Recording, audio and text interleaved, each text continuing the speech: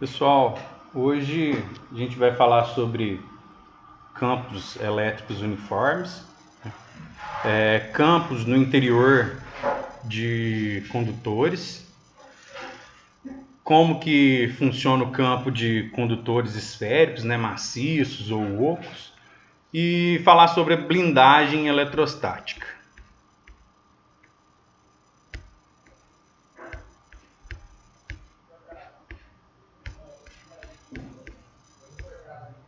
Então vamos lá, campo elétrico uniforme.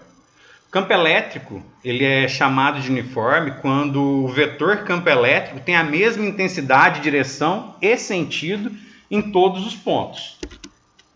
Por exemplo, campo elétrico gerado por duas placas metálicas paralelas e eletrizadas com cargas de sinais diferentes. Nesse caso, a representação, dessa ideia é isso aqui, Uma placa eletrizada positivamente, uma placa eletrizada negativamente. O campo elétrico sempre sai das cargas positivas e vem até as cargas negativas. Essa seria uma representação de um campo elétrico uniforme. Então, olha só, as linhas de campo elas estão igualmente espaçadas. A distância entre as placas tem que ser muito menor do que as dimensões da própria placa para que a gente obtenha um campo elétrico uniforme.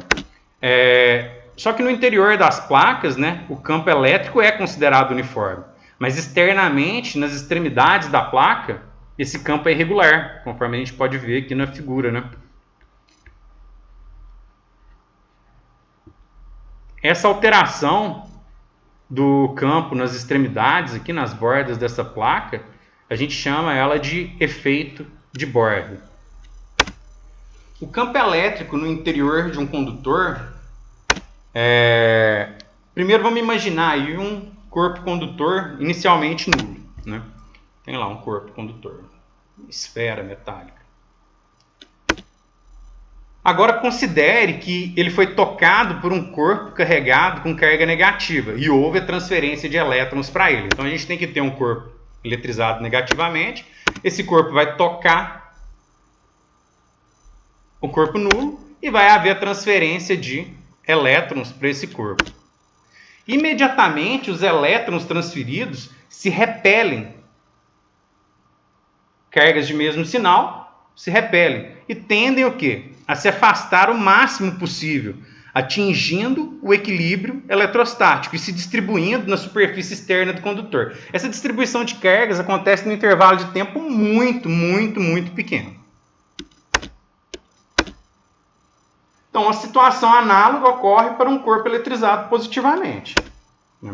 Sendo que o ar, em condições normais, ele é isolante, as cargas não abandonam a superfície do condutor.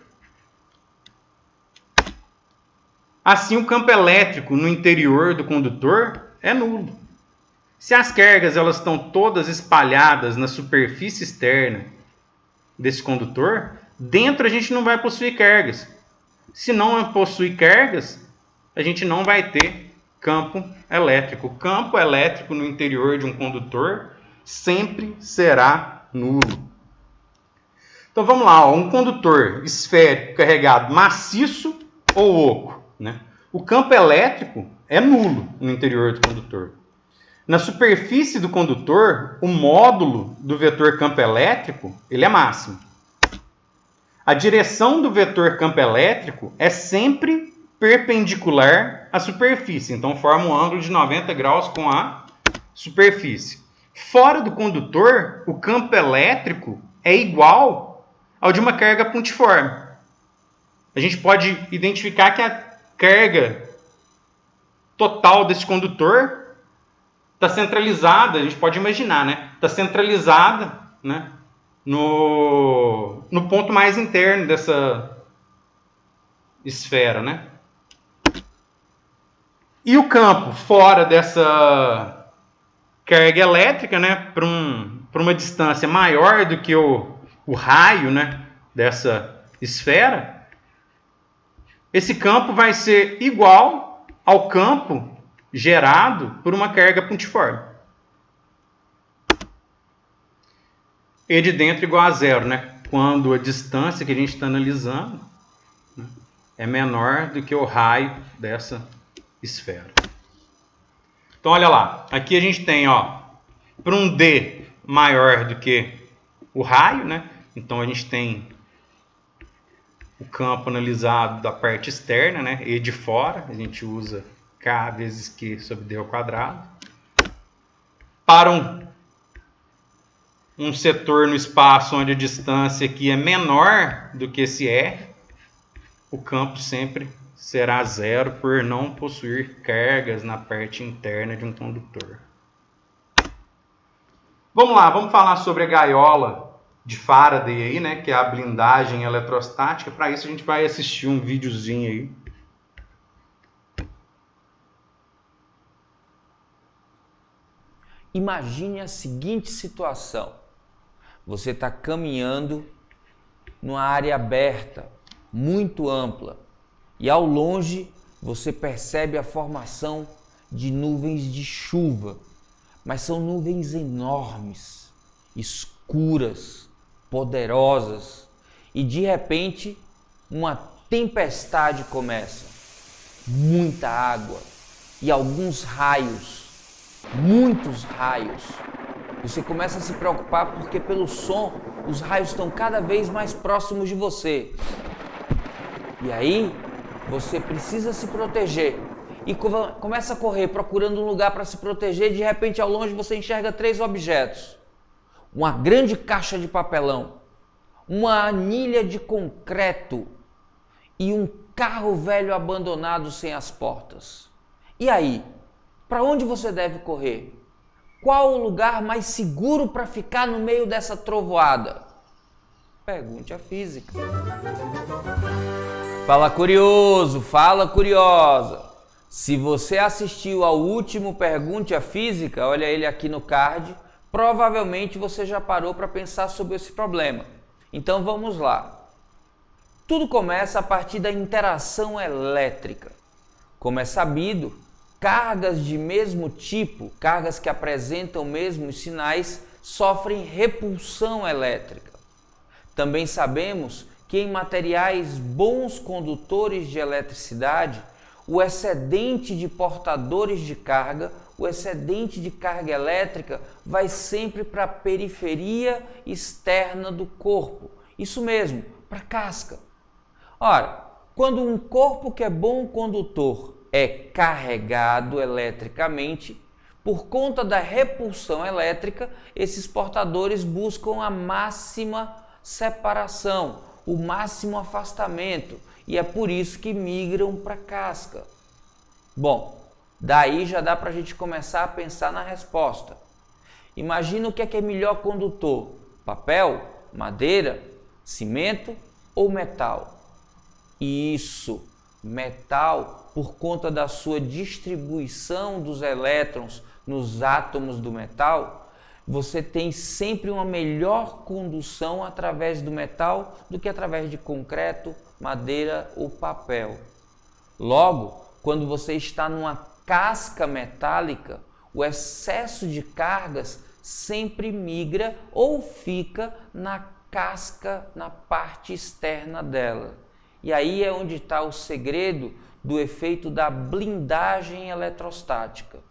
Quando uma casca condutora isolada é carregada eletricamente, há uma distribuição das cargas na sua periferia, na sua região externa.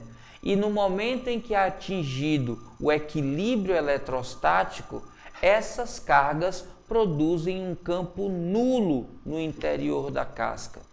Esse efeito de blindagem é utilizado para, por exemplo, proteger eletrodomésticos, materiais eletrônicos sensíveis.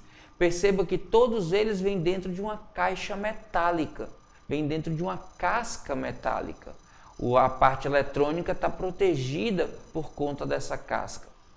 O primeiro cientista a mostrar isso experimentalmente foi Michael Faraday, que preparou um experimento bem interessante em que ele pendurou uma gigante gaiola foi para dentro dessa gaiola metálica e pediu para que o seu auxiliar ficasse eletrizando a gaiola e pedindo para pessoas do lado de fora tocarem nela.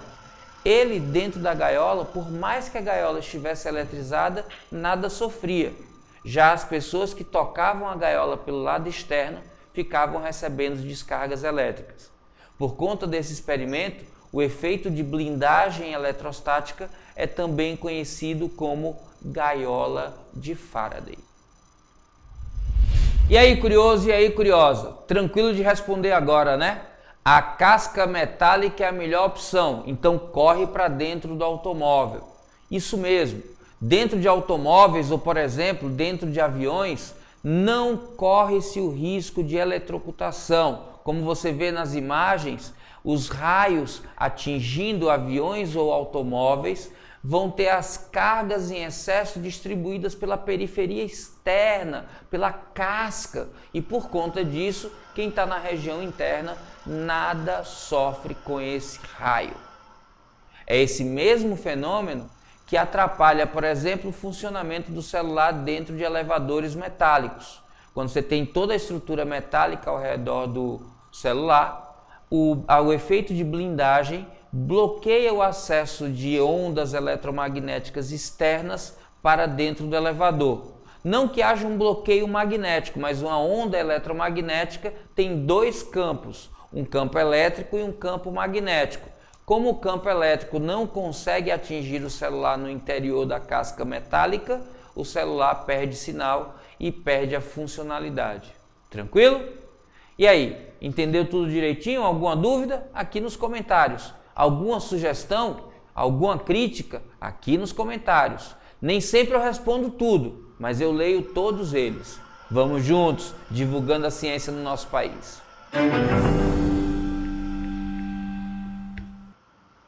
Aí, gente, eu usei esse vídeo aí. Na internet a gente tem uma quantidade muito grande de vídeos sobre física que são muito eficientes para que a gente entenda a física e principalmente nesse momento que a gente passa de pandemia, né? É interessante que a gente faça essas pesquisas, né, na internet. O Google é uma ferramenta muito importante. Qualquer coisa que você digita lá vai te dar uma quantidade muito grande de informações. A gente tem que ter a capacidade aí de selecionar as informações que são boas ou ruins, né? Mas é bem interessante fazer essas pesquisas aí na internet, que tem muito conteúdo bacana aí. Vou encerrar a aula por aqui e a próxima aula a gente vai falar sobre condutores com formatos irregulares, né? Por enquanto a gente falou só sobre condutores com formatos regulares.